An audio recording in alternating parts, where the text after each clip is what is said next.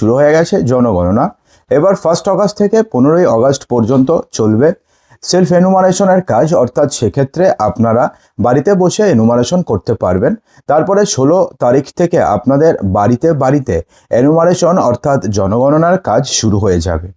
তো জনগণনা অর্থাৎ ডিজিটাল সার্ভের সময় আপনাদেরকে মোট 40টি প্রশ্ন করা হবে, যে 40টি প্রশ্নের মধ্যে প্রত্যেকটি প্রশ্নের উত্তর কিন্তু আপনাদেরকে দিতে হবে। তো সেক্ষেত্রে আপনি যদি কোনো প্রশ্নের ভুল উত্তর দেন তাহলে সেক্ষেত্রে কিন্তু আপনাদের জন্য অপেক্ষা করছে বড়সড় শাস্তি। তো আপনাদেরকে কি কি প্রশ্ন করা হবে এবং সেই প্রশ্নের উত্তরে আপনারা এক্স্যাক্টলি কি কি বলবেন এবং ভুল হলে পরে বা ভুল উত্তর দিলে পরে আপনাদের সঙ্গে কি হতে পারে সেটা নিয়ে বিস্তারিত জানাবো, সেই জন্য ভিডিওটিকে সম্পূর্ণ অবশ্যই দেখবেন।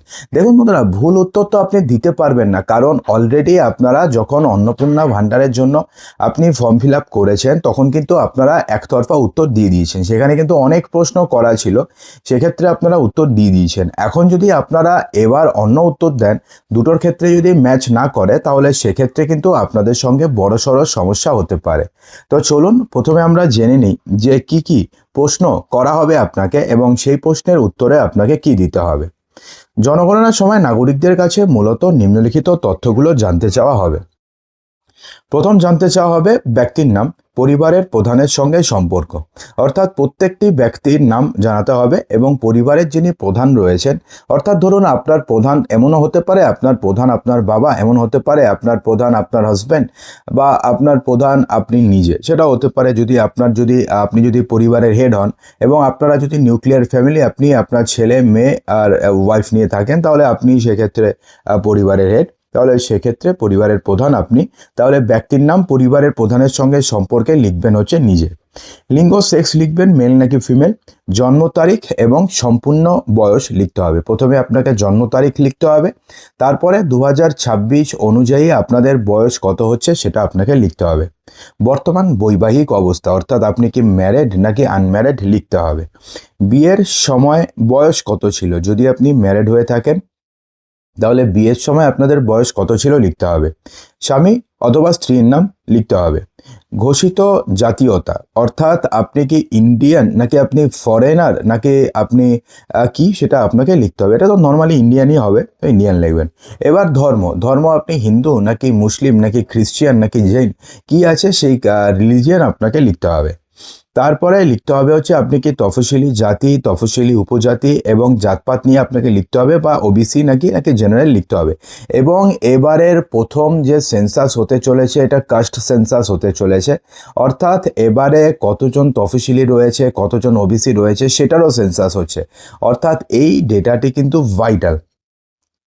এবার বাবার তথ্য, অর্থাৎ সেক্ষেত্রে আপনি যদি ফ্যামিলির হেড হন তাহলে সেক্ষেত্রে আপনার বাবার তথ্য, এবং আপনার ছেলে যখন করবে তখন আপনার তথ্য দেবে।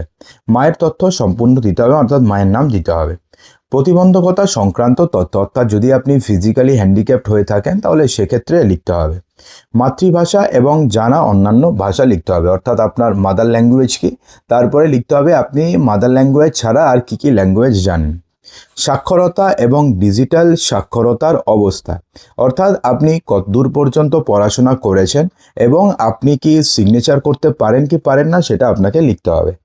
কোনো শিক্ষা প্রতিষ্ঠানে বর্তমানে পড়াশোনা করছেন কিনা লিখতে হবে। যদি আপনি স্টুডেন্ট হয়ে থাকেন তাহলে হ্যাঁ লিখবেন, আর স্টুডেন্ট না হয়ে থাকলে আপনি যদি চাকরি বাকরি করে থাকেন তাহলে না লিখবেন। সর্বোচ্চ শিক্ষাগত যোগ্যতা লিখতে হবে এবং বিষয় শাখা, অর্থাৎ যদি ধরুন আপনি সর্বোচ্চ শিক্ষা গ্র্যাজুয়েট করেছেন, তো গ্র্যাজুয়েট তো নিশ্চয়ই কোনো একটা সাবজেক্টে করেছেন, তো বা অথবা কোনো একটা স্ট্রিমে করেছেন, সেটা সায়েন্স হোক আর্টস হোক কমার্স হোক যাই হোক, তো সেটা আপনাকে লিখতে হবে। ঠিক আছে, তারপরে আপনাকে লিখতে হবে অর্থনৈতিক কর্মকাণ্ডের শ্রেণী, অর্থাৎ আপনাদের যে হেড অফ দ্য ফ্যামিলি সে কি করে লিখতে হবে। পেশা, তার পেশা কি লিখতে হবে। শিল্প, ব্যবসা বা পরিবারে পরিবেশ পরিষেবার ধরন, অর্থাৎ শিল্পকর শিল্প নাকি ব্যবসা নাকি পরিষেবা, কি ধরনের পরিষেবা, অর্থাৎ যদি ব্যবসা করে তাহলে এক্স্যাক্টলি কি ব্যবসা করে লিখতে হবে। কর্মীর শ্রেণী লিখতে হবে। প্রান্তিক অর্ধপ্রান্তিক কর্মহীনদের ক্ষেত্রে অর্থনৈতিক কর্মকাণ্ডের বাইরে কি করছেন সেটা লিখতে হবে। কাজ খুঁজছেন বা কাজের জন্য প্রস্তুতি নিচ্ছেন কিনা সেটাও লিখতে হবে। কর্মস্থলে যাতায়াতের জন্য আপনি কি ব্যবহার করেন লিখতে হবে। জন্মস্থান কোথায় লিখতে হবে, শেষবার কোথায় বসবাস করতেন। যদি এমন হয় যে আপনি জন্মই হয়েছেন ওখানে, তাহলে ওই জায়গার নামই লিখে দেবেন। অথবা যদি এমন হয় যে আপনি অন্য জায়গায় ছিলেন কিছু বছর, তাহলে সেক্ষেত্রে যেখানে ছিলেন সেই নাম আপনি লিখে দেবেন। ঠিক আছে। তো স্থায়ী বসবাসের ঠিকানাপত্র লিখতে হবে। বর্তমানে কতজন সন্তান জীবিত রয়েছেন, বর্তমানে সেটা লিখতে হবে। বিবাহিত, বিধবা, বিবাহ বিচ্ছিন্না, পৃথক থাকা মহিলাদের ক্ষেত্রে জীবিত অবস্থায় মোট কতজন সন্তানের জন্ম দিয়েছেন উল্লেখিত মহিলাদের ক্ষেত্রে লিখতে হবে। গত 1 বছরে জীবিত কতজন সন্তানের জন্ম দিয়েছেন সেটাও আপনাকে মেনশন করতে হবে। বর্তমানে বিবাহিত মহিলাদের ক্ষেত্রে কোথায় কোভিড-19 টিকা নিয়েছেন সেটা আপনাকে মেনশন করতে হবে। মোবাইল নম্বর যদি থাকে, মোবাইল নাম্বার খুব ইম্পর্টেন্ট। মোবাইল নাম্বার এমন মোবাইল নাম্বার দেবেন যে মোবাইল নাম্বারটি আগামী 10 বছর পর্যন্ত অ্যাটলিস্ট যেন অ্যাক্টিভ থাকে এমন মোবাইল নাম্বার দেবেন। আধার নম্বর যদি থাকে, লেখা আছে অপশনাল, কিন্তু এটা কিন্তু ম্যান্ডেটরি, অর্থাৎ আপনাকে লিখতেই হবে। ভোটার আইডি নম্বর যদি থাকে, এটাও যদির ব্যাপার নেই, এটা আপনাকে লিখতেই হবে। ভারতীয় পাসপোর্ট থাকলে পাসপোর্ট নম্বর লিখতে হবে। ড্রাইভিং লাইসেন্স থাকলেই লিখতে হবে।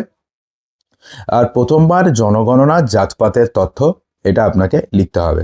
অর্থাৎ সেন্সাস 2027 এর সবথেকে গুরুত্বপূর্ণ পরিবর্তনগুলির মধ্যে অন্যতম হচ্ছে জাতপাতের তথ্য সংগ্রহ। স্বাধীনতার পরে এই প্রথমবার জনগণনার জনসংখ্যা গণনার পর্যায়ে জাতপাতের তথ্য অন্তর্ভুক্ত করা হচ্ছে। এর আগে কখনো জাতপাত এন্ট্রি করা হয়নি, এবার প্রথম কাস্ট সেন্সাস হচ্ছে।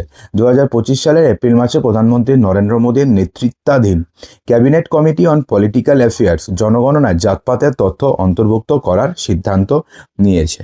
অর্থাৎ সেক্ষেত্রে এই যে তথ্যগুলো রয়েছে বা এই যে প্রশ্নগুলো রয়েছে, এই প্রশ্নগুলো মূলত আপনাদেরকে করা হবে এবং সেই প্রশ্নগুলোর কিন্তু এক্স্যাক্টলি সঠিক উত্তর আপনাকে দিতে হবে।